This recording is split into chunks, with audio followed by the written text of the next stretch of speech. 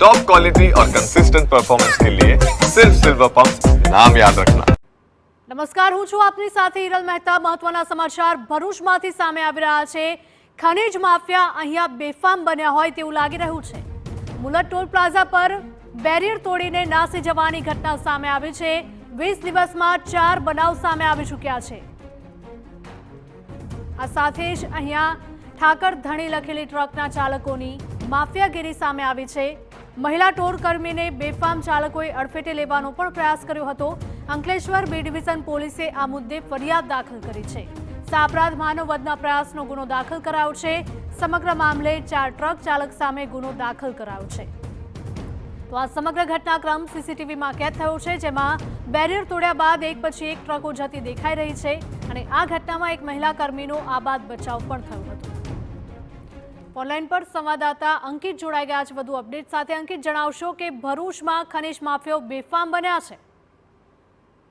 ભરૂચની વાત કરવામાં આવે તો ભરૂચના સાંસદ આપ ધારાસભ્ય તમામ ખનીજ માફિયાઓ સામે લડત ચલાવી ચૂક્યા છે, પરંતુ જે ખનીજ માફિયાઓ છે તેઓ બિલકુલ નિયંત્રણ બહાર છે। વધુ એક બનાવ ખનીજ માફિયાઓની દાદાગીરીનો સામે આવ્યો છે, જેમાં ટોલ ટેક્સ ઉપર ટોલ બચાવવાની સામાન્ય રકમ બચાવવા માટે ટોલ કર્મીઓનો જીવ જોખમમાં મૂકવાની ઘટના સામે આવી છે।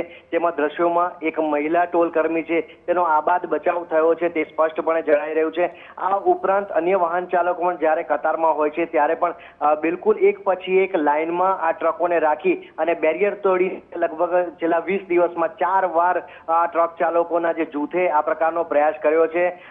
ઘટનાને બી ડિવિઝન પોલીસના ધ્યાન ઉપર આવતા તાત્કાલિક આ ગુનો દાખલ કરવામાં આવ્યો છે અને સીસીટીવી ફૂટેજના આધારે તપાસ શરૂ કરાઈ છે। જોકે ચોંકાવનારી બાબત એ છે કે ખાણ અને ખનીજ વિભાગ કરવા માટે આ ટ્રક ચાલકોની નંબર પ્લેટ પણ રાખવામાં ન આવી હતી અને આ તમામ બાબતો ખૂબ મોટા અને જોખમી જે કહી શકાય કે ઉદાહરણ પૂરા પાડી રહ્યા હોય તેવું સ્પષ્ટ દેખાઈ રહ્યું છે અને આ તમામ સામે જિલ્લા પોલીસ વડા મયુર ચાવડાએ સીધા તપાસના આદેશ કરતા ટુકડીઓને કામે લગાડાઈ છે। જી બિલકુલ અંકિત, માહિતી બદલ આપનો આભાર। તો ભરૂચમાં ખનીજ માફિયાઓ બેફામ બન્યા છે, જેનો વિડીયો સામે આવી રહ્યો છે।